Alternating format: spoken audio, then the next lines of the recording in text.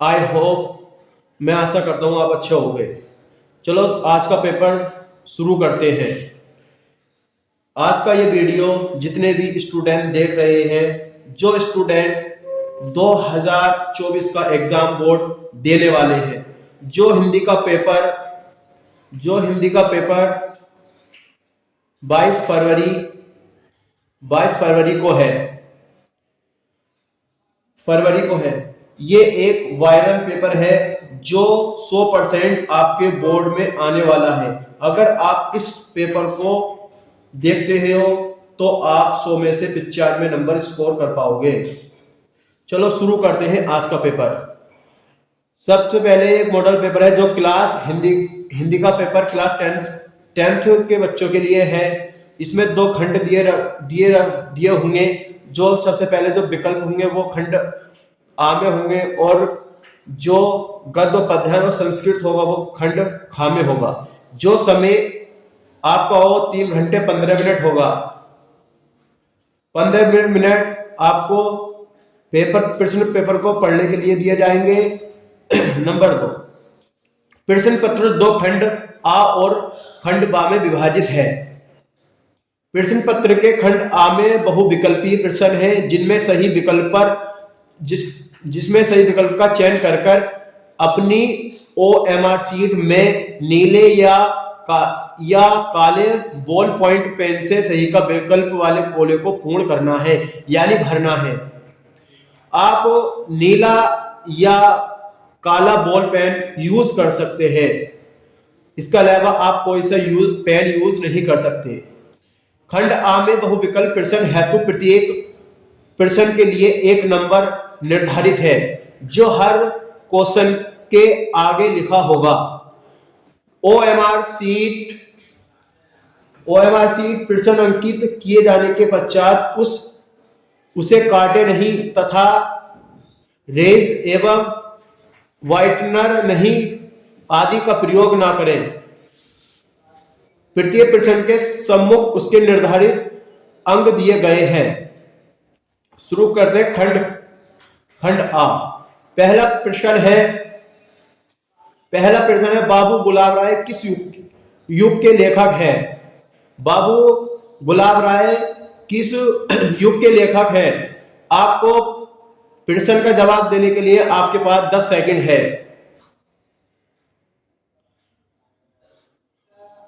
तो शुरू करते हैं। नंबर 1 भक्त तेंदु युग, नंबर 2 द्विवेदी युग, नंबर 3 शुक्ल युग, नंबर 4 शुक्लोत्तर युग। तो इसका जो सही आंसर होगा वो होगा द्विवेदी युग। नेक्स्ट क्वेश्चन नंबर 2, चिंतामणि किस विधा की रचना है? निबंध, कविता, नाटक या कहानी? जो चिंतामणि है वो एक निबंध है। नेक्स्ट क्वेश्चन, गबन किसकी रचना है? मुंशी प्रेमचंद्र की, जयशंकर प्रसाद की, निराला की या हरि कृष्ण प्रेमी की? जो ये गबन रचना है वो मुंशी प्रेमचंद्र की है।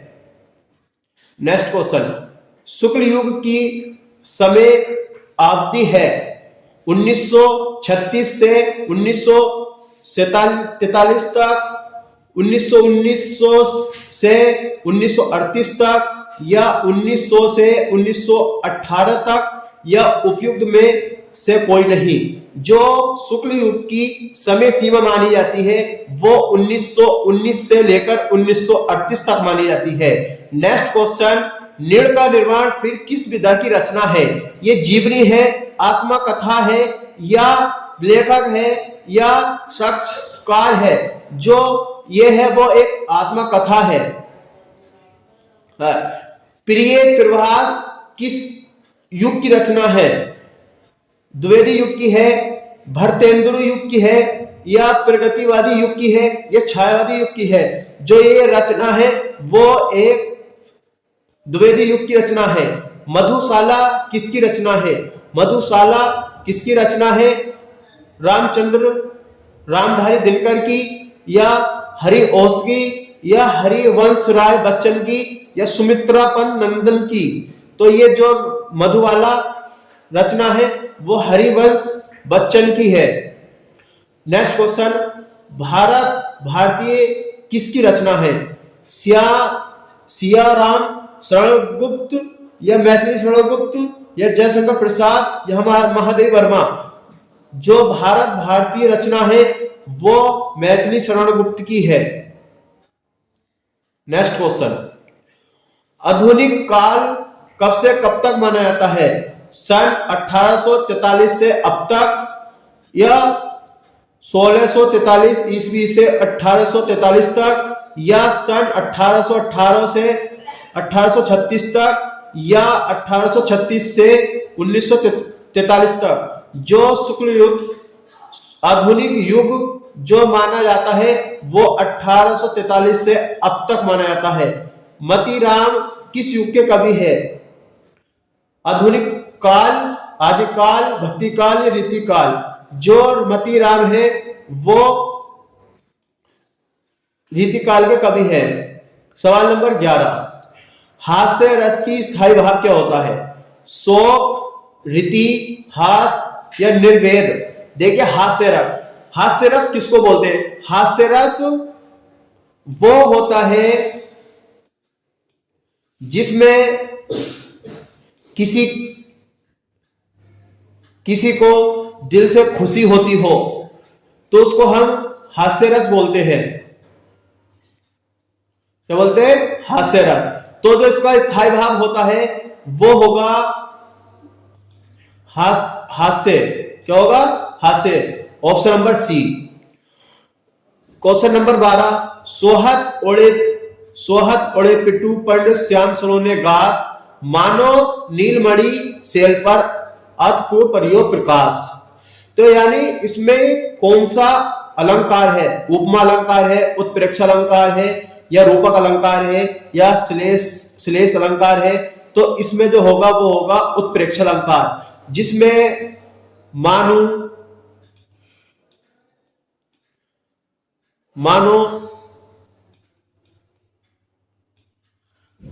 जानू इस तरीके से शब्द मिलते हैं तो वो उत्प्रेक्षा अलंकार होता है। नेक्स्ट क्वेश्चन पे चलते हैं। रोला छंद में कितने चरण होते हैं? कुल कितने चरण होते हैं? 3, 2 या 4 या 5? जो रोला छंद में जो चरण होते हैं वो 4 चरण होते हैं। नेक्स्ट क्वेश्चन, आकर्षण शब्द में किस उपसर्ग का प्रयोग किया गया है? जो आकर्षण है क्या है? एक उपसर्ग है। इसमें किस उपसर्ग का प्रयोग किया गया है? वी का, या मान का या अ का या आ का? जो उसमें उपयोग किया गया है उपसर्ग वो आ का किया गया है। आ का उपसर्ग क्या होते हैं? कोई जो भी किसी शब्द से पहले लगाए जाते हैं वो क्या होते हैं? वो उपसर्ग होते हैं। और जो शब्द के लास्ट में लगाए जाते हैं वो प्रत्यय होते हैं। नेक्स्ट क्वेश्चन, रचना के आधार पर वाक्य के कितने भेद हैं? रचना के आधार पर वाक्य के कितने भेद हैं? 2 या 5 या 6 या 3? जो वाक्य के भेद होते हैं वो होते हैं 3। पीतांबर में कौन सा समास है? कर्मधारय, द्विगु समास, द्वंद्व समास या तत्पुरुष समास या बहुविग्रीय समास? कर्मधारय समास, द्वंद्व समास, बहुविग्रीय समास या तत्पुरुष समास? जो पीतांबर में है वो है कर्मधारय समास। कौन सा है? कर्मधारय। आंसू का तत्सम रूप है। आंसू का जो तत्सम रूप है वो क्या है? असु, अंशु, रोना या आंस? वो उसका जो तत्सम शब्द है वो है असु। कर्तव्य वाच्य में किसकी प्रधानता होती है? कर्ता की प्रधानता, क्रम की प्रधानता, भाव की प्रधानता? इनमें से कोई नहीं। तो इसमें जो होती है वो होती है कर्ता की प्रधानता। ताव्य शब्द में वचन एवं विभक्ति है। तात्व्य में कौन सा वचन कौन सी विभक्ति है?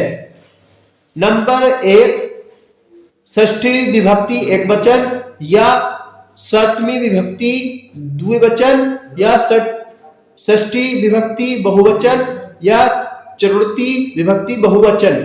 तो इसमें जो राइट आंसर होगा वो होगा चौथा, यानी चतुर्थी विभक्ति बहुवचन। विभक्ति में निम्नलिखित नंबर नेक्स्ट क्वेश्चन है, निम्नलिखित में सर्वनाम है, सर्वनाम है मनुष्य, बचपन, वह, या इनमें से कोई नहीं। तो इसमें जो राइट आंसर होगा वह। अब आता है खंड खा, खंड बा या खा, ठीक है। तो आप देखेंगे इसमें क्या होता है, इसमें एक गद्यांश दे रखा है। हिंदी में टोटल 7 चैप्टर है गद्यांश के, जो उसमें से कोई सा भी गद्यांश आपको पेपर में रख दिया जाएगा आपके। तो शुरू करते हैं। ये कोई बात नहीं कि एक स्वभाव और रुचि के लोग से ही मित्रता हो। आपको दिख रहा है इसमें सीधा नाम मित्रता का आ गया, तो आप इससे समझ सकते हैं ये मित्रता चैप्टर से लिया गया है, जिसके लेखक रामचंद्र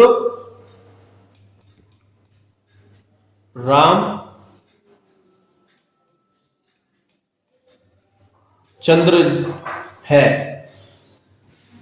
यानी रामचंद्र जी है। आपको नंबर 1 प्रश्न में संदर्भ लिखना है। संदर्भ कैसे लिखना है? वो लिखना है प्रस्तुत पद्यांश हमारी पाठ्य पुस्तक हिंदी गद्य के मित्रता नामक पाठ से लिया गया है, जिसके लेखक रामचंद्र शुक्ल जी है। दूसरा सवाल, गद्य के रेखा के अंश की व्याख्या कीजिए। व्याख्या आपको किसकी करनी है? कुछ नहीं करना, बस ये जो रेखा आपको दिख रही है बस इसकी व्याख्या करनी है। व्याख्या कैसे करनी है? इसमें आप कह सकते हैं कि ये कोई बात नहीं, इसमें कैसे व्याख्या करते समय कह सकते हैं कि इसमें लेखक कहता है कि ये कोई बात नहीं कि एक स्वभाव और रुचि के लोगों से ही मित्रता हो सकती है। ऐसा नहीं कि एक जैसे लोगों, समान लोगों से ही मित्रता हो सकती है। तो आप, अगर आपको याद हो तो ठीक है, वरना आप एक काम करें, इसको व्याख्या ब्लैक पेन से व्याख्या डालने के बाद आप इसको बस शुरू में लिख दें कि इसमें लेखक कहता है कि, बाकी आप पूरा ऐसे उतार दें। नंबर 3, लेखक के अनुसार विभिन्नता देखकर लोग एक दूसरे की ओर क्यों आकर्षण होते हैं? क्यों? तो आपको ये प्रश्न का जवाब आपके ऊपर वाले इसमें मिल जाएगा। अब आगे चलते हैं। ए भगवान तब के लिए, विपद के लिए इतना आयोजन परम पिता की इच्छा के विरुद्ध।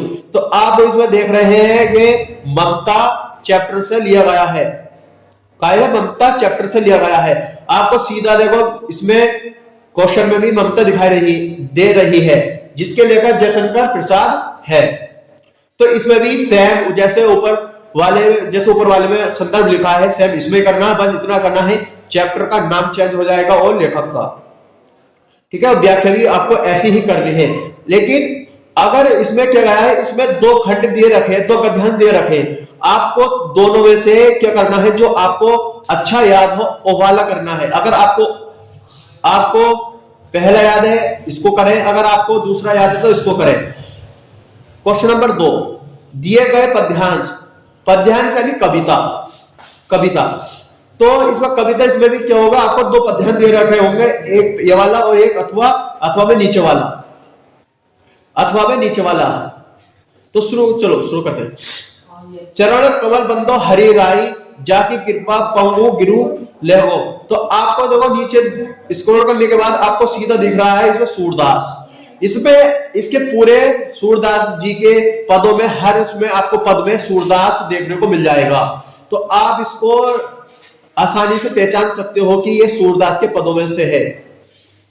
कि इसमें भी क्या करना, आपको संदर्भ लिखना है, नंबर 1 संदर्भ लिखना है, फिर आपको व्याख्या करनी है, फिर पंक्तियों में से देखना है पंक्तियों में कौन सा अलंकार है। तो आप उपयुक्त पंक्तियों में कौन सा अलंकार है, कौन सा है, तो आपको दिख रहा है, ऊपर देखना है कौन सी अलंकार है। आगे चलते हैं, आगे क्या, सुनी सुंदर बेन सुधार रस साने सानी है, जानकी जानी भली। तो आपको क्या करना है, इसमें भी आपको संदर्भ लिखना है। आपको दिख रहा है इसमें सीधा आपको तुलसीदास मिल जाएगा।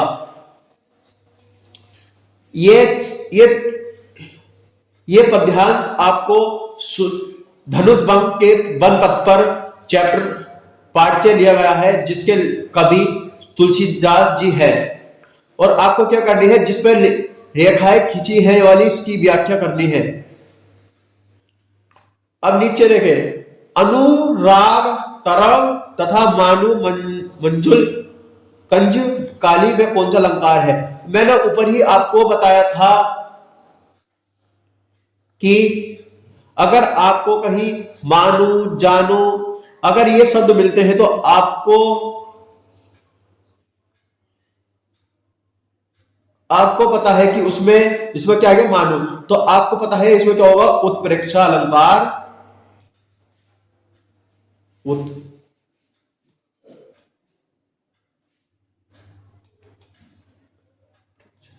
क्या होगा, उत्प्रेक्षा अलंकार होगा। नंबर 3, दिए गए संस्कृत गद्यांश में से किसी एक का संदर्भ लिखना है और इसमें हिंदी का अनुवाद करना है। एका नगरी का मतलब ये यानी एक ऐसी नगरी है जिसमें उसकी भाषा क्या है, वो संस्कृत है। तो वो जो लिया गया है वो ये वाराणसी से लिया गया है,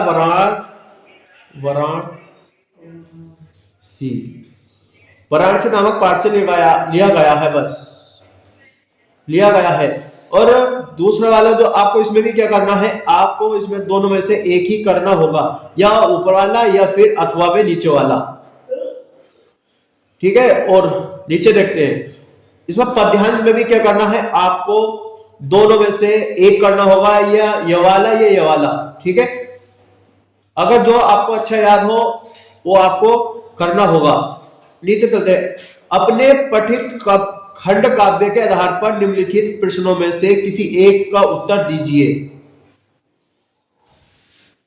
किसी एक का उत्तर देना है। हमको क्या करना है, हमको किसी को नहीं, हमें देखना मातृभूमि, बस मातृभूमि में 2 जगह हैं। मातृभूमि के लिए खंड काव्य के संकल्प सर्ग का संदर्भ लिखना है। संकल्प का मतलब सर्ग, इसमें द्वितीय सर्ग लिखना है, संकल्प। और दूसरे में है मातृभूमि के लिए खंड काव्य पर चंद्रशेखर आजाद के चरित्र चित्रण कीजिए। ये आपको एग्जाम बोर्ड में 100% मिलता है। आपको 6 नंबर में क्या करना है, इसमें कुछ दिए गए लेखकों में से किसी एक का जीवन परिचय लिखते हुए उनकी प्रमुख रचनाओं का वर्ण या उल्लेख कीजिए। तो एक आपको 3 है, जो आपको याद है, या डॉक्टर राजेंद्र प्रसाद, या डॉक्टर जयशंकर प्रसाद, या रामचंद्र शुक्ल, जिसमें को आपको जो भी एक जीवन परिचय याद हो आप इसमें लिख दीजिएगा। सवाल नंबर 6 पर चलते हैं। दिए गए कवियों में से किसी एक कवि का जीवन परिचय देते हुए उनकी एक प्रमुख रचना का नाम लिखना है। जैसे इसमें दीन प्रदय या तुलसीदास, या सुमित्रा नंदन पंत, या महाकवि तुलसीदास। जो आपको अच्छा याद हो वो आप इसमें कर सकते हैं। सवाल नंबर 7, अपनी पाठ्य पुस्तक में से कंठित कोई एक श्लोक लिखिए जो इस प्रश्न पत्र में नहीं आया हो। यानी इसमें जो इस प्रश्न पत्र में आपको नहीं आया हो वो आपको इसमें श्लोक लिखना है। यानी ना ये वाला हो ना ये वाला हो, इससे तीसरा आपको लिखना है। आप दो प्रश्न पत्र, इसमें दो श्लोक याद कीजिएगा, जिसमें ऐसा हो सकता है कि एक आपको याद है और वही आ गया तो आपके ये दो नंबर छूट जाएंगे। अगर आपके दो श्लोक याद होंगे, अगर एक याद हुआ वो आ गया तो आप दूसरा लिख सकते हैं। नीचे निम्नलिखित में से किन्हीं दो प्रश्नों का संस्कृत में उत्तर देना है। आपको इसमें 4 क्वेश्चन दिए गए होंगे, तो इसमें से आपको सिर्फ 2 क्वेश्चनों का आंसर देना है। सवाल नंबर 9, निम्नलिखित में से किसी एक विषय पर निबंध लिखिए।